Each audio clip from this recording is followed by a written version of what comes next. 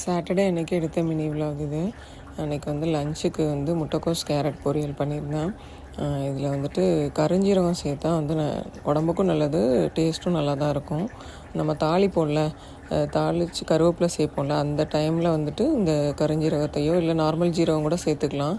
நான் வந்து கருஞ்சீரகம் சேர்ப்பேன், டேஸ்ட்டு வந்து நல்லாயிருக்கும். நம்ம வாழைப்பூ பொரியல், அப்புறம் எந்த பொரியல்லையுமே நம்ம இந்த ஃப்ரை பண்ணுற நம்ம பீன்ஸ் கேரட் பொரியல் அதில் கூட நீங்கள் சேர்க்கலாம், ரொம்பவே நல்லாயிருக்கும்.